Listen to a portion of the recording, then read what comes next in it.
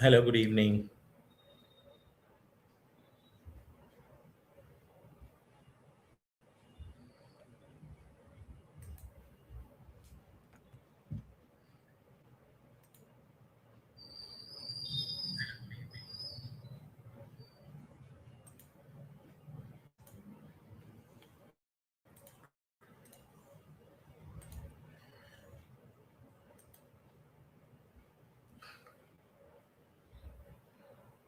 Just I'll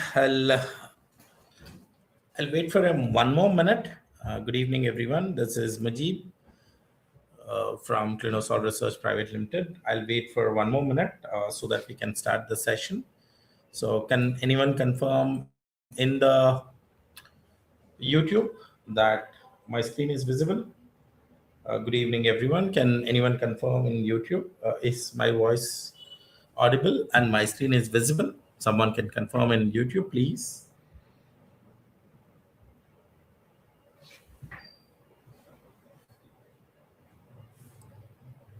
Someone can confirm me if my voice is audible, I'm visible, and my screen is visible. Perfect. So today we are going to have one of the interesting topic, which is clinical SAS and most frequently asked interview-based questions, particularly for freshers. So how are we going to do it? And what are the things what we are going to look for it is something which we are going to have it on today.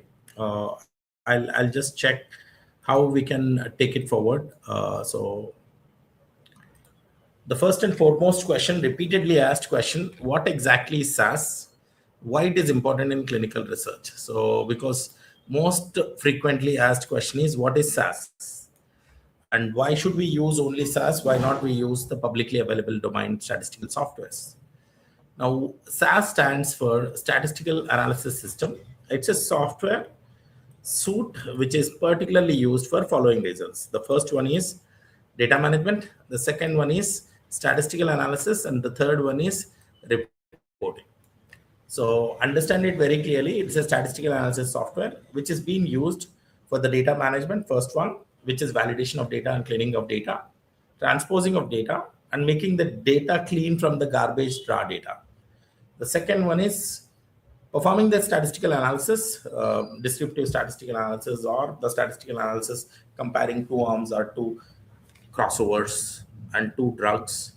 And then third one is reporting of clinical trial data. So that's more important. So this is about SAS. Why it is important? It is critical to make sure the data integrity, because the data integrity comes in a more important picture. So wherever ICH speaks about it, the data integrity comes into picture, which is Alcoa.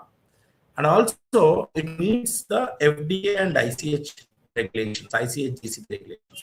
If you see, the FDA has given very clear statement that if you are using SAS, it will be accepted for regulatory submission of the statistical analysis softwares and submission of the data. And it is GCP compliant. And it reproduces. Why it is more important? Because it reproduces and it gives an auditable analysis. Now, say for example, if you want audit trial, so audit trial is more important whenever you get a data. So audit trial, auditable data can be taken into consideration from the SAS. So this is more important, that what exactly is SAS and why it is important. So what is SAS? SAS is statistical analysis system, and it is a software suite which is used for data management, statistical analysis, and also reporting of data. Why it is being so much used? Because the reason is data integrity and meets the ICH, also FDA requirement, and also it's an auditable analysis data which is being produced. So this is about the SAS and important stage. The second foremost important question, what are the key stages when you compare with the clinical trial management? So how do you collect the data? How do you validate? How do you log? And how do you run analysis? How do you submit regulatory submissions in their format of ADAM formats, and all those are spoken into interviews. The key driving stages, the first one, you develop a protocol defining the data requirements. So which data has to be collected for safety and efficacy is being spoken so much. Second one, we discuss about the electronic case report form, which is more needed, that how electronically case report form is being developed, which is ECRF development. And the third one is data validation, implementation of auto queries and manual queries and data management and all those things. And final part of CDM, database lock, finalizing the databases. The next part comes as statistical analysis, performing the analysis of descriptive and also constructive analysis. And last part is reporting and generating clinical study reports and submitting into the stages. So it gives the following stages. The first one is protocol review and protocol development and data points. The second one is CRF development. The third one is auto queries and manual queries and edit checks and validation. And the fourth one is locking of data. The fifth one is statistical analysis into the SAS platforms. And the last one is reporting and submission of data. The third, why we have used SAS, because it has the Alcoa data integrity. So what exactly is Alcoa? Repeatedly asked question in interviews.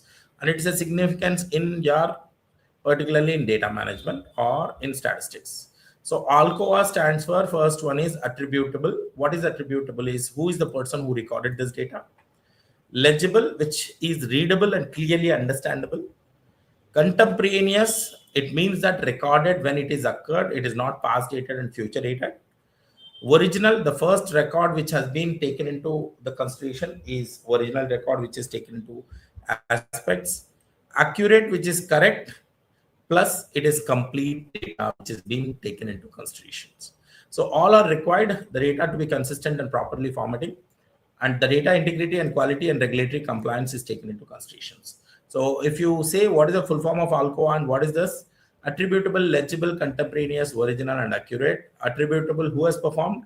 Legible, the way the data is being seen. Contemporaneous, when it is occurred, and when it is occurred, you are doing the submissions. And original, and also accurate and complete data, which is plus. So this is one of the most important questions repeatedly asked in interviews. What is the difference between Proc SQL and data step? So there are two things. The first one is data step.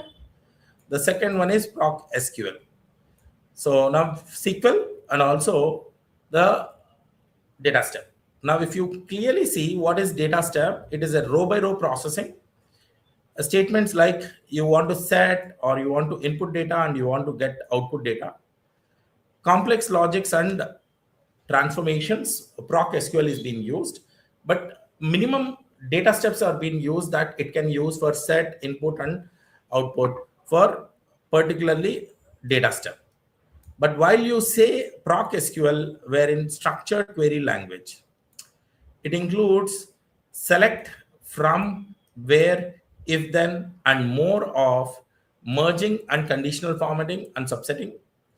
Choose based on task complexity and perform the activities. So either it is data step or it is Proc step or Proc SQL. So data step is used for set, input, and output. Proc step is used most probably for select, from, where, if, then statements. One more very interesting story is what is 21 CFR and why it is important, particularly in SAS, because 21 CFR part 11 clearly says that audit trail has to be there, access has to be there in closed control, data integrity, Alcoa has to be there, and CSV, computer system validation, has to be there. 21 CFR part 11 says that it is electronic documents and electronic signatures used as per when it is submitted to the FDA. So 21 CFR part 11 is FDA regulation for electronic documents and signatures.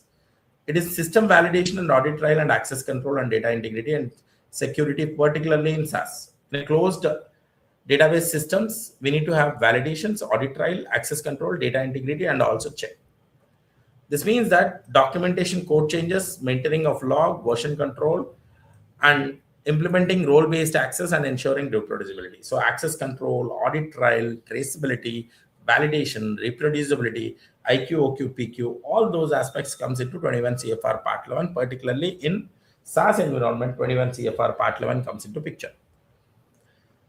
There is one more thing, explain the concept of proc sort and proc merge and its uses. So I think most of you guys know whenever you use Excel, you have a sorting, ascending and descending. And whenever you are having two data sets, like say, for example, demography and adverse event and exposure data. So 3 data sets, you can merge 3 data sets. So what is sort and merge? The proc sort arranges the data sets records in ascending and descending order, particularly essential before you are merging, because it can be here and there, the data points can be not ascending and descending order. So first of all, we need to do proc sort.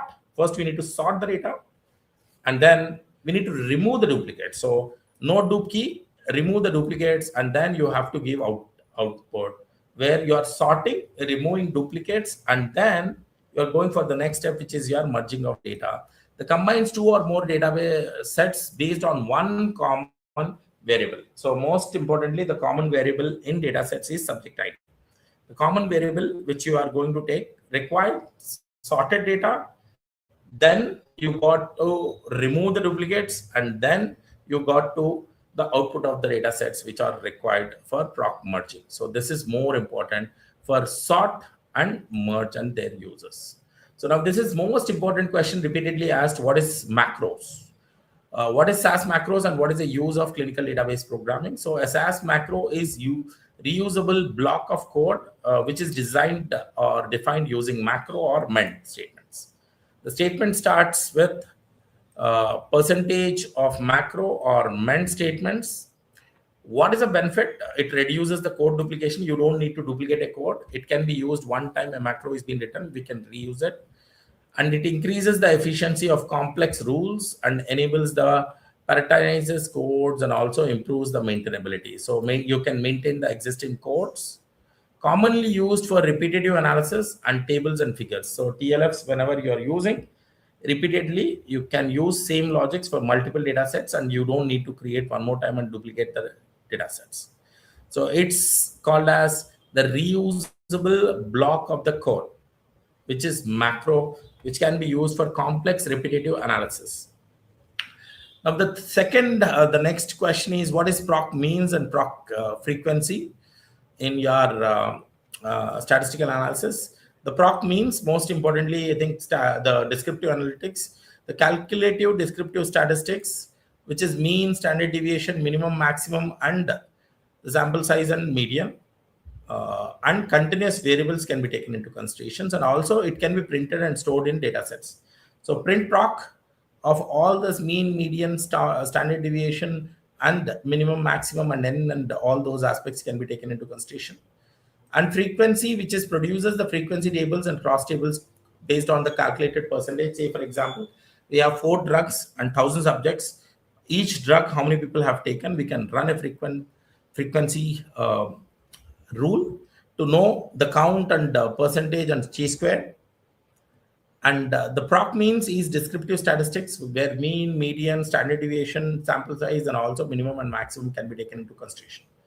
So proc means it is continuous for minimum, mean, standard deviation, median, and proc frequency, it is count of or percentage of and chi-square data which is being taken into consideration.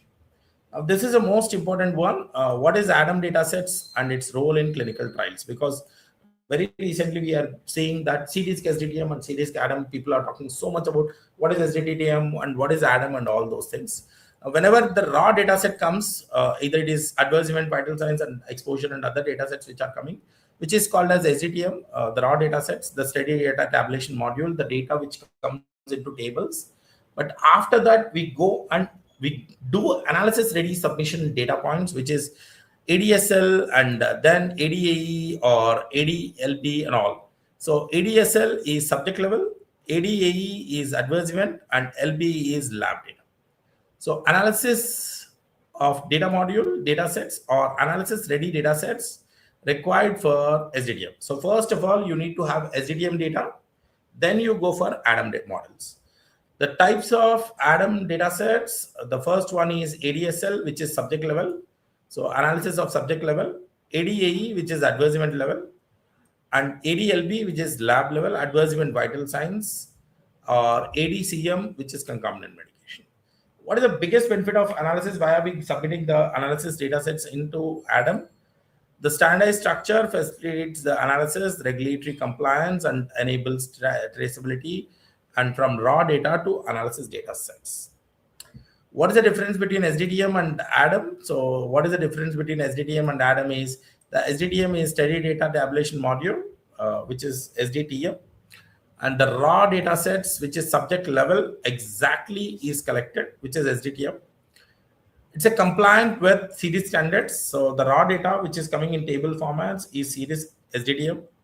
One record for one observation, but it goes in advanced way, which is analysis data models, which is ADAM. Analysis data models transform the subject level or summary level data sets, maybe collapsed, derived. Most of data is being added newly, like say, for example, age calculations or BMI calculations, or categorically, what are the adverse events can do it, or subject level calculations. More organized statistical analysis and SDTM for the regulatory submission. So SDTM is per collections, regulations, and series SDTM. But analysis model is the derived data variables and also the analysis ready and series SDTM. So all derivations comes into it. So now coming back to one of the most interesting thing, we are going to host 2 hours of master ECDD workshop in real world submissions, a live industry oriented masterclass on regulatory affairs and pharma professionals. It is live masterclass and workshop, practical hands-on and notes and resources and certificates. It's just 199 rupees. You can scan the code and contact 912-1151622 and you can get registered. This event is going to happen tomorrow at 6 p.m. to 8 p.m. So it is on 22nd of August, Saturday, 6 p.m. to 8 p.m. Please do join us on Common Technical Document hands-on workshop where we will showcase that how it can be submitted. So tomorrow we have free live webinar on MS Excel and Power BI, 22nd August at 12 p.m. So please do join us. Contact 912-1151622 for more information and register by using the scan code. And we'll be having a free online demo, level up your career, to know more about our courses, CDM, TV, regulatory affairs, SAS, AI, Python, Power BI, trial master files, and project management, and also CSV files, and also R programming. So all end-to-end in clinical research and clinical data management, pharmacovigilance, medical writing, and regulatory affairs, clinical SAS, series, SDTM, and ADAM, and also R programming, and also Python programming, and also the Power BI and Excel advanced skills, and TMF, master file, and CSV, computer system validation. So this session is going to be held at 27th August. Please contact our team for 912-1151622. So thank you so much for listening patiently to SAS-based interview-based question. More set of questions will be given upcoming weeks. So this is Mujeeb signing off. Thank you so much. If you have any questions, you can post it in YouTube. I will be happy to answer any of the questions. So thank you. Have a nice, wonderful day ahead. Thank you, everyone.